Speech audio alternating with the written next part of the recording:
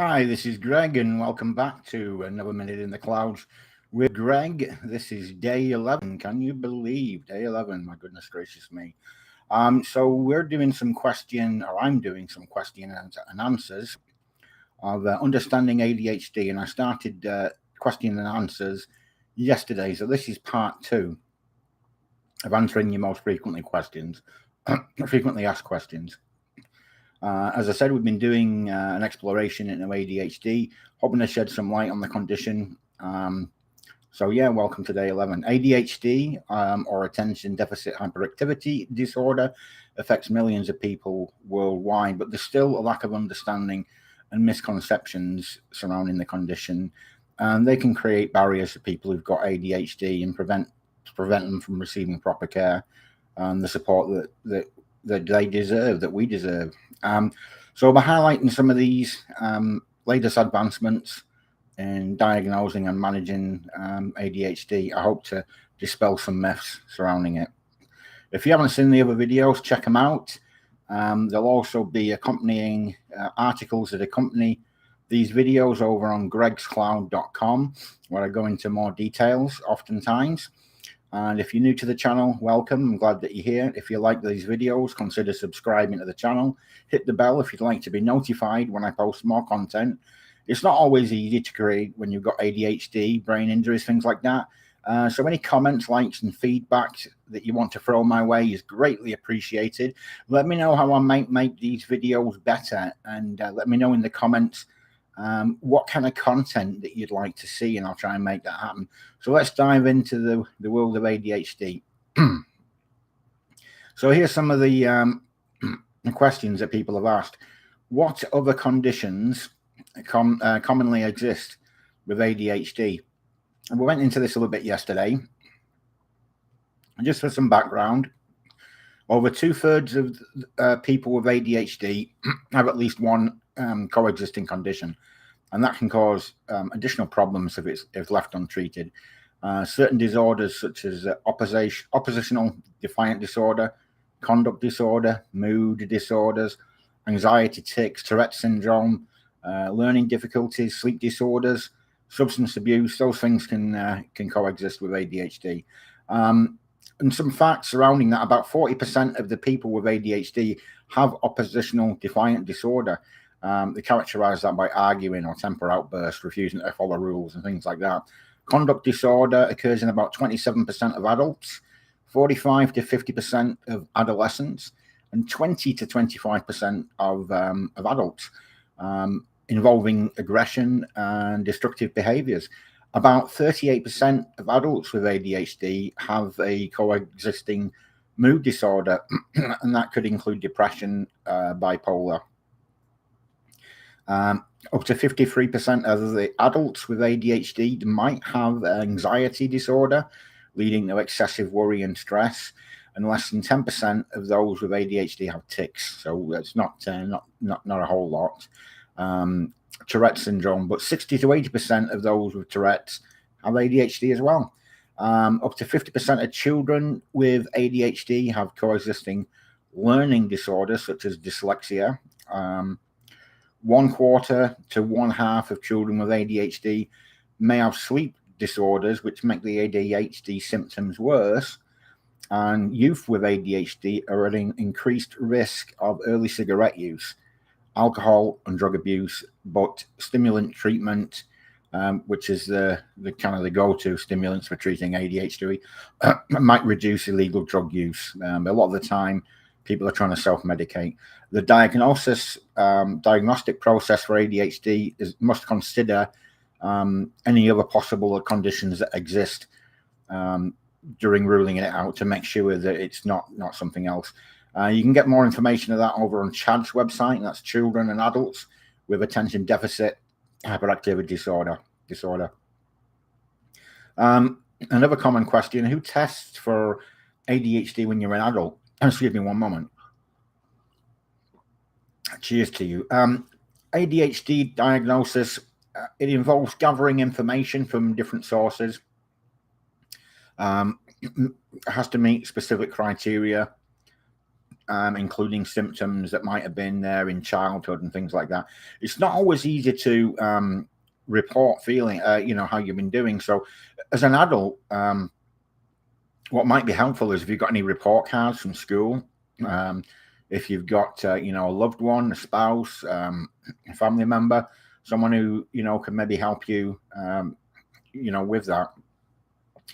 To diagnose ADHD in adults, has to be a qualified healthcare professional, obviously, in treating people over 17, such as a psychiatrist, a neurologist, primary care physician, although now, a lot of the primary care physicians won't do the diagnosis now, clinical psychologist or a clinical social worker.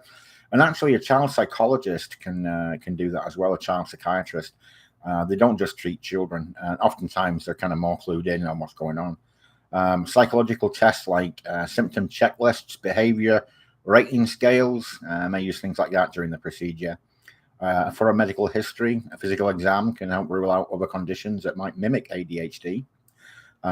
Open communication with the doctor about symptoms, experiences and challenges is very important to get a good diagnosis.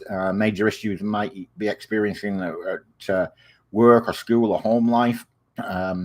Typically look at those things when doing a diagnosis, and usually symptoms must have started in childhood. That's why report cards can be helpful as well. Even if they didn't present the same then as they do now, and involving parents, partners in the discussion can also be a help. They can provide insights, as I said earlier. Providing relevant records such as work evaluations might be good, performance reports and stuff like that. School test reports, they could help. Because ADHD can manifest as hyperactivity, impulse type, or inattentive type, or a combination of both. So, having that information is helpful. The treatment for ADHD might involve a combination of medication and therapy. Good source to learn more about is WebMD, ADHD in adults. When looking at deciding if a child's got ADHD, that's a multi-step process. There's no single test for diagnosis, and usually it's on background how the reporting. Healthcare providers use the DSM-5 to determine the criteria, rule out other conditions. And some facts to diagnose ADHD, they look at the DSM-5, making sure that they get a proper diagnosis, and it's characterized by a pattern of persistent inattention or hyperactivity or impulsivity that interferes with the functioning and development.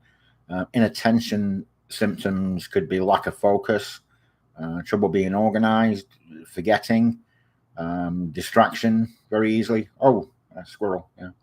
Hyperactivity, impulsive symptoms include restlessness, talking excessively or fast, problems waiting turn, interrupting others, blurting out answers to questions when it's not your turn. And the criteria for ADHD do require that symptoms be present before the age of 12 in more than one setting. So home, school, work, if the child's working, paper round or something. Free presentations of ADHD can occur. You could comorbid, predominantly inattentive. So you could be inattentive type, hyperactive type, or combination type. And ADHD does persist and can persist into adulthood. So yeah, there's that. CDC is a good source for information for that. And as I mentioned earlier, about 10 million adults have ADHD. Yeah, it can lead to a lot of challenges in work, school, things like that. So another question is, what is time blindness in ADHD? In other words, does ADHD affect the perception of time? In time blindness, what do people with ADHD do as far as time? Do we perceive time differently? Does time pass quickly, slowly, faster, slower. Time blindness is a term used to describe one of the common challenges that's experienced by people with ADHD, and it's a difficulty perceiving or managing the passage of time. And some people struggle thinking the time is going faster. Some people think it's going slower, and it can cause problems such, being late for appointments, punctuality, not meeting deadlines and stuff like that. It's almost like we have now or now, now or not now. A child might, you might say, you're going to be late for school. Come on, you've only got 5 minutes, and we hear not now. And it's hard to describe, but our perception, time can just disappear, or it can go on forever. So the answer to the question is yes. It does affect perception of time, and there could be several reasons for this. Difficulties with our attention. ADHD is characterized by inattention or hyperactivity. So the attention part could be a problem. Focusing on tasks and stuff like that we just lose our time. When someone with ADHD is highly interested in something, like hyper-focusing or enjoying something, we could completely lose track of time. And I do that often. It's like 9 in the morning. The next thing I know, it's 11:30 at night. I haven't eaten. I haven't got up to go to the bathroom. It's not good. Problems with time estimation. We struggle to accurately estimate the time.